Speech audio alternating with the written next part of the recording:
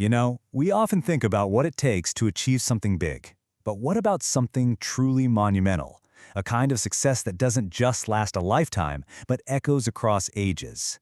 Well, today, we're diving into an absolutely epic story from the ancient Pali text, the Buddhavaṁsa, that explores exactly that.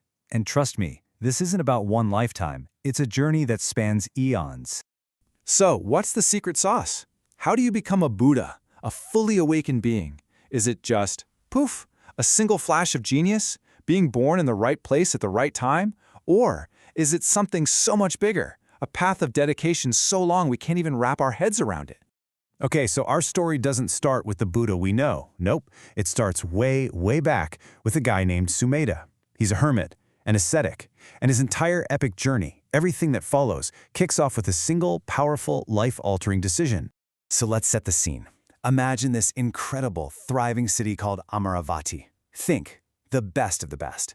And living there is our guy, Sumedha. And when I say he had it all, I mean he had it all. Crazy rich family, and he'd aced all his studies. He'd mastered the Vedas, which was a huge deal back then. He was at the absolute pinnacle of society.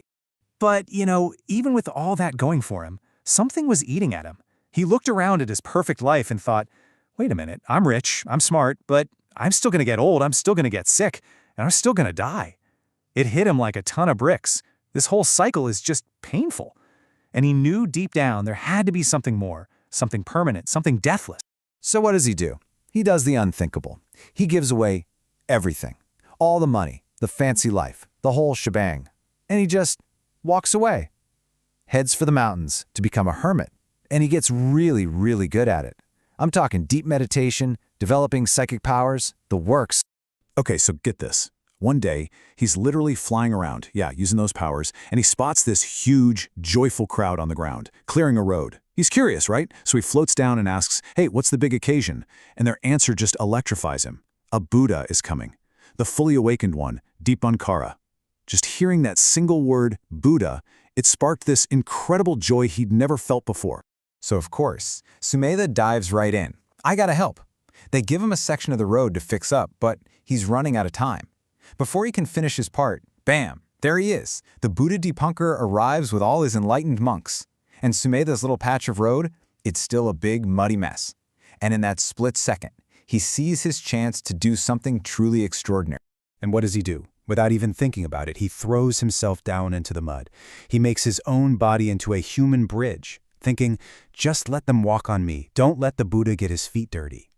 And as he's lying there, this colossal thought, this vow, just crystallizes in his mind. He knew he had the power to become enlightened himself, right then and there. But he thought, no, that's not enough. I don't want to just cross the ocean of suffering myself.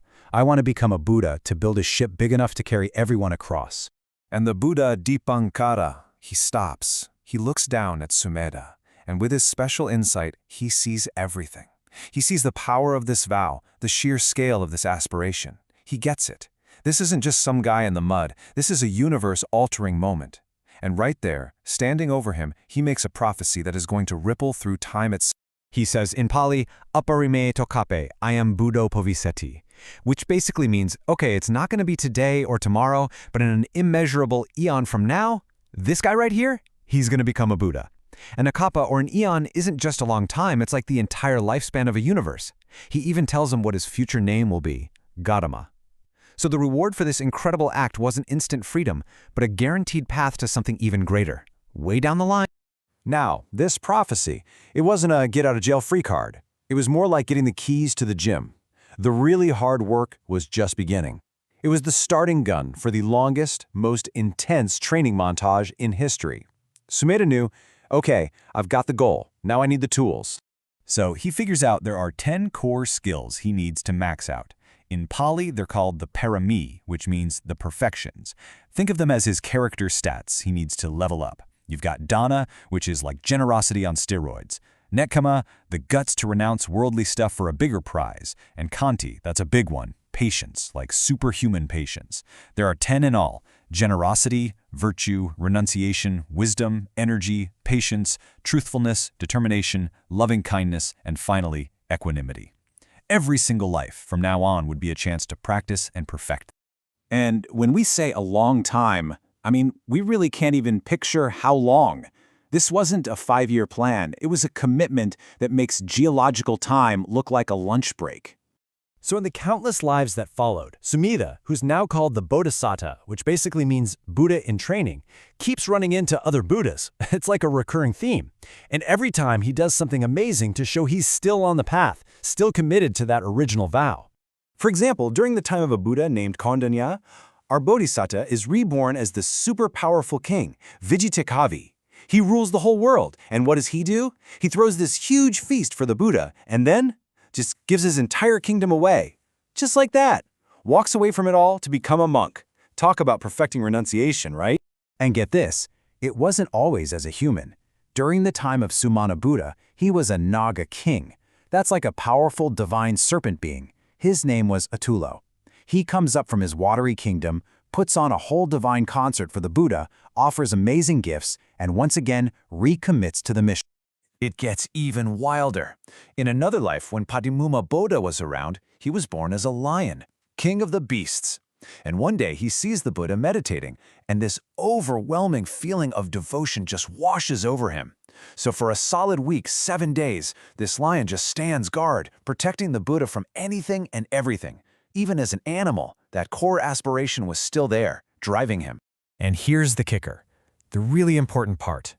Every single time this happens, whether he's a king, a naga, a lion, whatever, the Buddha of that era looks at him and says, "You guessed it, the exact same prophecy Dipankara made." It was like a constant cosmic reminder, a checkpoint, locking in his destiny over and over and over again. So, all of this training, all these lives, where does it all end up? Let's talk about the final payoff for that one single promise made by a hermit in the mud. So just how long are we talking about? The time it took is so ridiculously big, it starts with this number. The journey lasted for 4 asankheya and another 100,000 world cycles. Now, asankheya is a Pali word for a number so big we literally don't have a word for it. It's incalculable.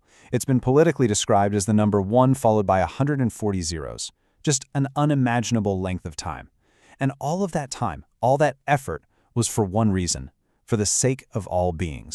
And so, finally, after all that, the journey came to an end. The training was over, the perfections were perfected, and that ancient promise from Dipankara Buddha finally came true. It was fulfilled in the life of a prince named Siddhartha Gautama, the man who would sit under the Bodhi tree and finally become the Buddha. I mean, what a story, right? The sheer scale of that dedication is just mind-blowing. And it kind of makes you think, we're all so focused on what we can do in this lifetime. But this story asks a bigger question. What goal is so important to you, so meaningful, that you'd give your whole life for it? And then, what if you had more than one life to give?